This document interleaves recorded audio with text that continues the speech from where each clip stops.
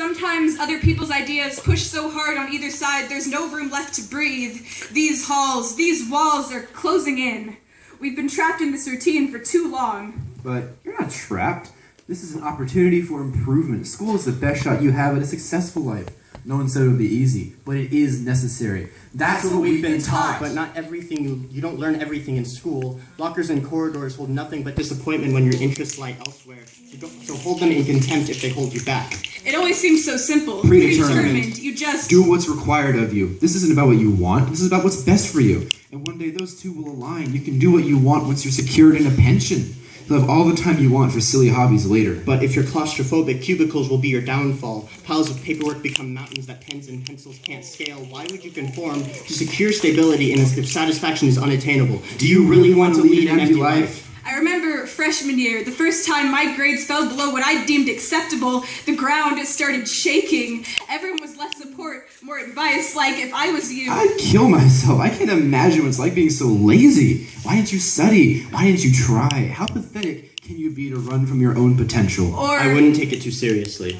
It's important not to let your happiness get away from you. Don't beat yourself up. Just remember that school isn't everything, but that's not what we've been taught. Sophomore year, everyone kept bringing up my future, must have mistook me for a crystal ball, asking about college and what I can see myself doing, or rather, what job I'd most like to sign my soul to.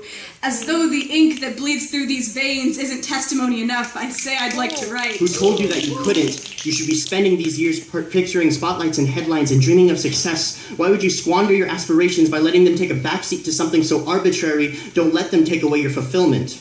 I've spent my hours on Microsoft Word, not trapped within the boundaries of chunk paragraph and MLA format, only writing poem after lyric after song. Take pride in your writing if it is dear to your heart. But maybe I should focus on what matters. 1,000,000 ink-drenched pages won't put food on the table. You're a great writer, but there's thousands of authors out there. What chance do you have?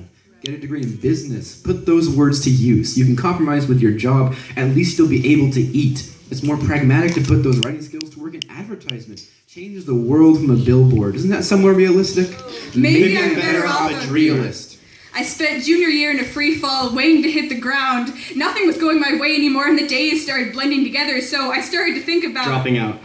Letting the weight of expectations slip from your faltering grasp so that you may greet each morning without dread. Have you finally woken up?